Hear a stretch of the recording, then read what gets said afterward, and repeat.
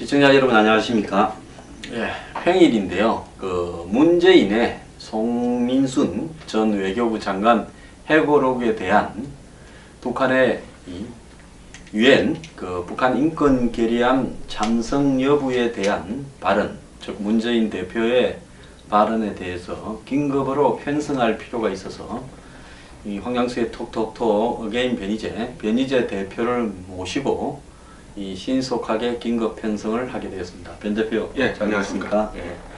지금 오늘 들어서 보니까 문재인 대표가 내가 결의안 찬성했다라는데 솔직히 기억이 안 난다. 이 기억이 안 난다 말은 우리가 검찰이나 이런 데 불리 가는 사람들이 항상 보면 자신이 없을 때 쓰는 워딩 아닙니까? 근데 이거 상당한 차이가 있죠. 이제 그런 경우는 주로 돈을 뭐 먹었니 많이 해서 언제 뭐 무슨 호텔 야밤에 만났습니까? 이런 질문에 대해서 기억이 안 날 수는 있죠, 솔직히. 그렇죠. 솔직히. 근데 이건 뭐냐면은 2007년도 그 11월 상황에서 유엔 북한 인권 결의안에 대해서 문재인 씨가 찬성을 했는지 집권했는지 본인은 알 거 아니에요? 본인이 찬성했는지 집권했는지 그게 기억이 안 난다는 거예요. 이런 경우는 제가 처음 봅니다. 정치 언론을 제가 시도해봤지만은 어디서 만났냐는 얘기가 아니고 그 당시에 본인이 회의 때 찬성을 했는지 기권했는지 기억이 안 난다는 것, 그것도 웃긴데 더 웃긴 거는 김경수 의원이 문재인 측근이죠. 홍익표 의원도 문재인 측근이죠. 이 측근들은 나와서 문재인 씨는 당시에 찬성을 했다고 증언을 해주고 정작 당사자인 본인은 기억이 안 난다 이거. 이런 경우가 있습니까? 그러면 측근 의원들과 문재인 대표는 입을 좀 맞춰가지고 안 하고 왜 측근들이 이 문재인이라는 자기 가장 유력한 대선 후보, 지금은 뭐 단원 당상처럼 생각하는 대선 후보의 굉장히 중요한 안보에 대한 워딩 여부에 대한 진실 게임을 본인보다 남이 더 잘하는 남이 지금 더 나인 사태가 돼버렸고 이렇게 된 이유는 있어요. 송민순 회고록에 문재인의 역할이 아주 구체적으로 나와 있습니다. 2007년 11월 15일부터 16일, 18일, 20일 이렇게 벌어진 지금 상황에 대한 진실 게임이잖아요. 참고로 이제 10월 4일 날 남북 정상회담이 있었고 그러니까 이제 그때쯤 이 북한의 총리가 왔다 갔다 했고 김양근이가 또 내려오잖아요. 그 당시도 내려왔죠. 그런 상황에서 벌어졌던 일들입니다. 그럼 15일부터 한번 정리를 해보시죠. 그러니까 15일에 이제 5명이 모입니다. 노래통령은 없어요. 거기에 이제 한번 이야기를 해봅시다. 백종천 외교안보실장하고 문재인 비서실장, 김장수 국방장관, 김만복 국정원장, 송민순 외교통상부 장관. 이재정 그 통일부 통일부 장관이 와있죠. 6명이죠. 6명이 논의를 하는데 송민순 장관의 회고록에서는 자기 혼자만 찬성을 주장하고 나머지 5명 전체가 기권을 주장을 했다. 이렇게 증언해요. 근데 그러면 이제 송민순 장관은 기록에 남겨서 대통령에 보고를 하자. 나는 분명히 찬성이니까 5명 기권이고 나 혼자 찬성 올려달라. 근데 문재인 씨가 튀어나와서 그렇게 하면 노 대통령이 부담을 가지니까 다수결로 그냥 기권으로 결정났다고 한꺼번에 보고를 하자. 이래서 송민순 장관이 문재인 실장하고 막 언성을 높이고 싸우고 그냥 나와버렸다는 거예요. 그래서 안 됐어요. 그러니까 정리가 안 된 거예요. 그래서 그 다음날 노 대통령이 북한 총리와 만나고 와서 다시 주재를 합니다. 회의를. 이건 대통령 주재 회의예요. 16일 회의는. 그래서 대통령이 딱 이런 얘기를 하는 겁니다. 지금 북한 총리까지 내려와 있는데 이게 참 논의하기가 좀 난감하다. 그래서 다시 논의를 하는데 똑같은 사태가 벌어진 거예요. 그때 이제 노 대통령이 차라리 막 찬성을 해버리고 송민수의 옷을 뺏겨버리자 이야기도. 그건 나중에 얘기. 나중에 얘기. 그래서 이게 16일은 똑같아요. 15일 하고 똑같이 벌어졌고 그때 이제 주로 이재정 장관하고 싸웠다는 겁니다. 송민순 장관하고 외교하고 통일하고 또 막 싸워가지고 결국에는 대충 그냥 기권으로 가는 걸로 대충 뭐 결정이 나는 많이 하는데 송민순 장관이 거의 자리 박차고 나왔다는 거 아니에요? 자리 박차고 나와서 너무 자기가 이 자기감에 빠져가지고 이제 이 외교통상부 사무실 가서 장문에 상소문을 올린다는 거예요. 자필로 노 대통령한테 이건 정말 큰일 나는 거다. 그래서 상소문이 좀 공개가 돼 있죠. 그 내용이. 그래서 노 대통령이 그걸 보고 다시 모여서 회의라 너희들. 그래서 18일날 회의를 또 잡으라 그럽니다. 그때는 노 대통령이 안 들어오고 역시 그 6명.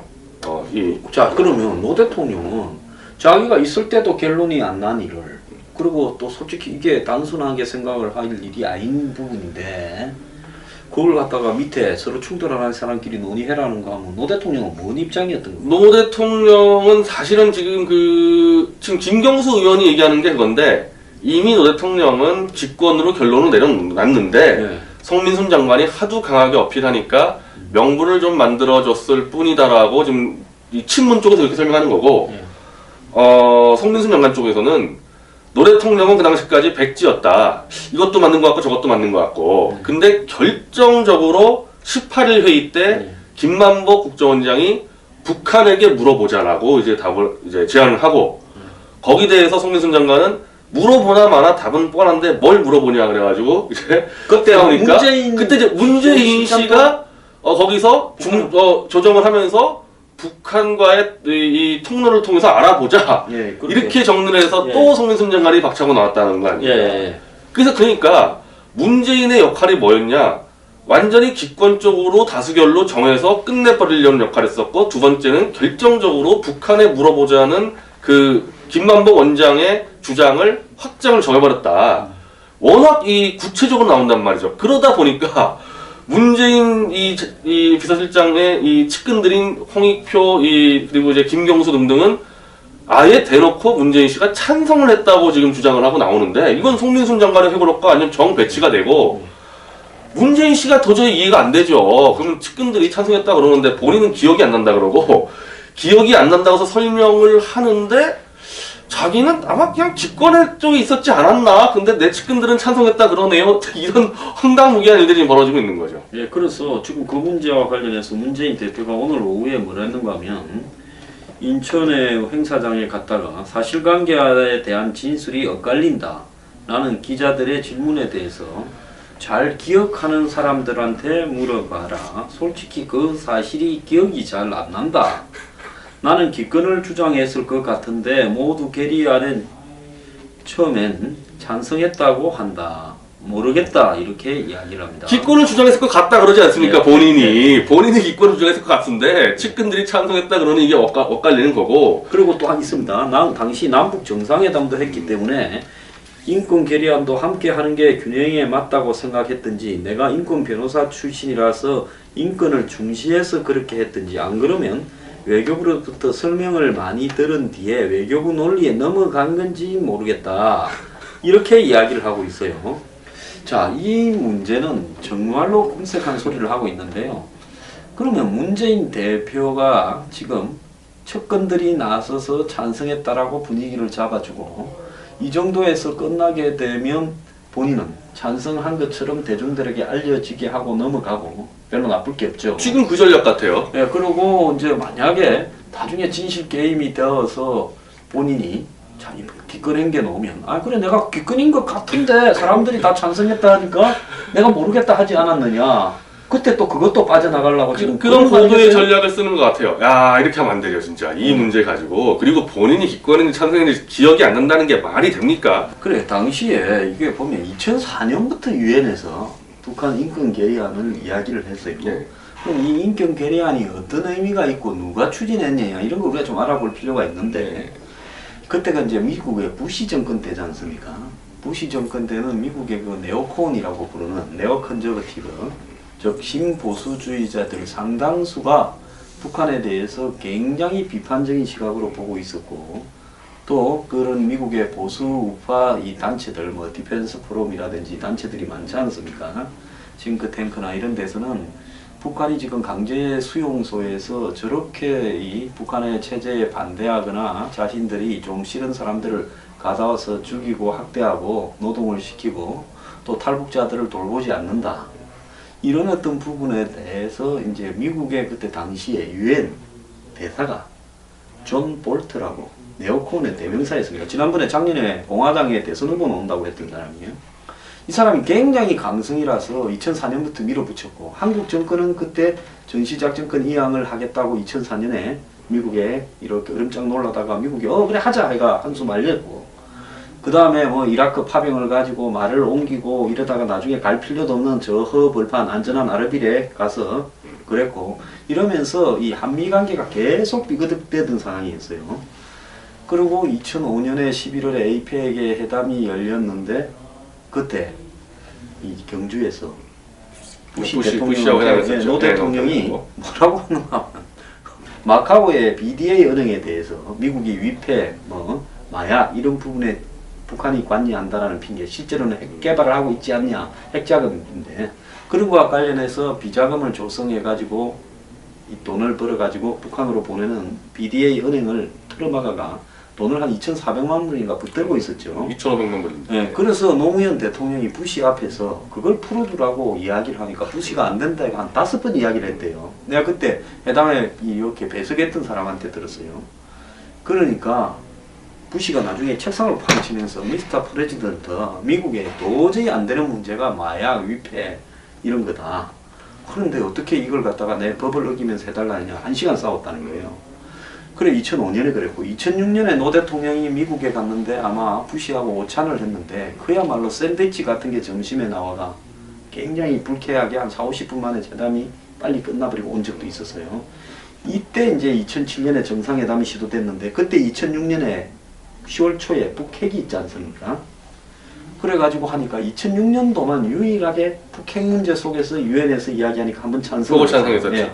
그리고 이제 2007년도에 또 그걸 주장하니까 그럼 미국이 이제 네오콘들이 밀어붙이고 유럽의 나라들이 일부가 찬성하면서 주도해 갔는데 한국이 그 문제에 대해서 당시에 이제 반대 기권하면서 사실상 반대잖아요.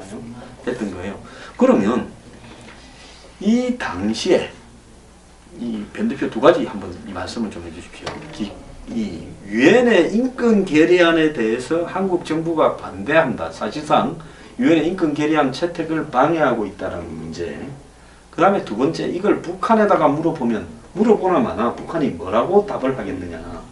근데 물어보라고 하는 이 정권의 행태들, 이 부분에 대해서 정말 이것들이 사람이라고 생각합니까? 그때 당시에 지금 이제 와서요. 그러니까 지금 시점에서 볼 때는 그때 북한 인권 결의안을 집권한다는 게 스스로 캐리어에 굉장히 문제가 된다고 생각들을 하는지 문재인 씨도 이제 찬성했다고 막 측근들을 통해서 하고 있고 김장수 국방장관은 송민순 해고록에서는 아무 말도 안 했다고 돼 있는데 지금 김장수 장관이 지금 주중대사죠. 자기도 찬성했다고 나오고 있습니다. 근데 이렇게 되면요. 그 당시 주장했던 논리가 다 무너지는 게 소수 의견이었다. 이제 찬성은. 그래서 다수결로 민주적 절차로 통과시켰다 그러는데 벌써 지금 찬성자 몇 명입니까? 문재인 비서실장, 김장수 국방장관, 송민순 세 명이 찬성을 했으면요. 나머지 셋이 반대를 해도 3대3이 되는 거예요. 저것도 비기는 거 이상이죠. 비기기 때문에 소수 의견 다수 의견 안 되지 않습니까? 근데 다수 의견은 그냥 한 번에 통과시켰다고 그렇게 주장했어요. 문재인 이 씨는. 그리고 제가 지난 2007년 기록을 찾아보니까 11월 21일 날 청와대가 공식 발표하는데 거기 그대로 나옵니다. 첫 번째 안보 회의 때 이미 다수결로 끝난 사안인데 나중에 좀 더 상황을 체크하기 위해서 좀 정보를 수합하고 하느라고 좀 늦게 발표했다. 이게 청와대의 발표인데 다수결로 결정 났다는 거 아니야 지금 자기들 얘기도. 그러면 그 20일 날 노무현 대통령이 11월 19일 날 싱가포르에 아시안 플러스 3 회의에 참가했어요. 예. 한중일이 아시안과 같이 회의하는 그때 이제 20일 날 송민순 회고록에 보면 백종천 안보실장이 메모에 적어서 북한의 반응이 왔다고 노 대통령 앞에 보고하는 것을 봤다는 거 아닙니까? 그렇죠. 20일 저녁에 예, 싱가포르에서.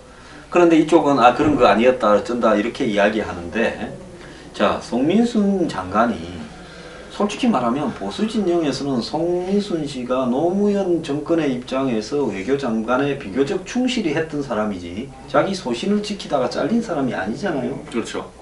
그 다음에 두 번째로 18대 국회 2008년에 있었던 총선에서 비례대표로 민주당 몫으로 국회에 들어갔던 사람 아니에요? 그건 이제 손학규 몫이라고 이제 예. 분석을 하더라고요. 예. 근데 그 당시에 이제 그러면은 지금도 또 진위 논쟁이 벌어지는데 자 20일 싱가포르 전역에서 백종천 안보실장이 꺼내든 게 과연 북한으로부터 받은 지령 쪽지냐 아니면 동향 보고서냐 이런데 송민순 장관 회고록의 특징은요 워딩이 구체적이에요. 그래서 오늘 이제 발표했죠. 자기는 외교장관을 수행하면서 모든 메모를 다 기록을 했고 관련 문서를 확보를 해가지고 모든 걸 다 기억이 아닌 기록에 있었다. 예. 그 정도로 확실하게 지금 써서 예. 북한으로 같은 그 지령의 내용도 예. 아주 구체적으로 되어 있습니다. 예. 반공화국 세력의 뭐 인권을 빙자한 어쩌고에 대해서 네. 남한 정부에 대해서는 절대 이거는 뭐 찬성하지 못하라 이런 지령이 왔다는 거고 네. 그리고 그 이후에 바로 백종천 실장이 이제 보여준 이후에 노 대통령에 대한 워딩도 너무 정확하게 나와 있지 않습니까? 노 대통령 이제 백종천 실장 보낸 다음에 천장을 바라보고 그냥 북한한테 물어보지 말고 찬성했어야 되는데 반성하고 예, 저기 뭐 송장관 이제 뭐 잘라를 사표를 받고 근데 거기서 또 노무현 대통령도 그래요. 아니 대북 결의안에 찬성했다고 한국의 장관을 지 밑에 장관을 잘라서 북한에다가 참 맞이 못해서 우리가 이렇게 됐지만은 충성을 보여준다 이래야 되는 겁니까? 그렇게 하겠다는 거 아니에요? 노 대통령도 이제 그렇게 하면은 이 자들이 전부 제정신입니까? 그리고 노 대통령의 마지막 워딩이 북한에게 이왕 물어봤기 때문에 그냥 이번엔 기권을 하자 그러면서 마지막에 안 물어봤어야 되는데 이 정도로 구체적으로 기록했다면요 송민순 장관 말이 맞겠죠 이 정도면은. 그리고 이제 이 이재정 장관하고 김만복 원장은 15일날 다수결로 이미 끝났기 때문에 지금 다수결이 아니에요. 3대3이에요 지금 하는 말 들어보면은. 지금까지는 송민순 장관 혼자서 했다 그러는데 뭐 나도 찬성했어요 나도 찬성해서 나오기 시작하니까 3대3이 돼버렸는데 하여튼 그 사람들 얘기는 15일날 다수결로 결정이 났기 때문에 더 이상 북한에게 물어볼 필요가 없다고 주장하고 있습니다. 이재정 씨하고 김만복 씨는. 근데 그랬으면요 노 대통령이 싱가포르 출국하기 전에 발표를 했어야죠 청와대가. 왜 에이펙 그 바쁜 데 가서 발표를 합니까? 그래서 18일날 회의하고 18일날 문재인 씨가 북한에게 물어봅시다 결론을 내리고 북한에게 물어보고 받는 그 기간 동안 이틀이 시간 되고 결국 싱가포르 호텔 방에서 20일 저녁에 결정이 났기 때문에 그래서 결국 청와대가 언제 발표했냐 이 결과를 21일날 발표합니다. 싱가포르 현장에서 천호선 대변인이. 그러면 21일날 발표 내용이 뭐였냐? 다수 의견은 맞았지만은 좀 더 면밀한 상황 체크를 위해서 더 시간을 좀 뒀다. 송민순 장관의 말이 맞는 거예요. 다수가 다 그 기권이었지만은 마지막에 북한의 체크라는 그 시간 때문에 15일이 아닌 21일 싱가포르 현지에서 발표가 된 겁니다. 자 그러면 변 대표 하나 물어봅시다. 이거를 갖다가 물어보는 한국 정부에 대해서 북한 놈들은 뭔 생각을 했을까요? 그 답변 내용 보면요 막 웃기는 놈들이라는 것 같아. 이걸 뭐하러 물어보냐. 물어보나 안 물어보나 당연히 니네는 기권해야지. 거의 이런 답변이 이 수준이에요 이 수준.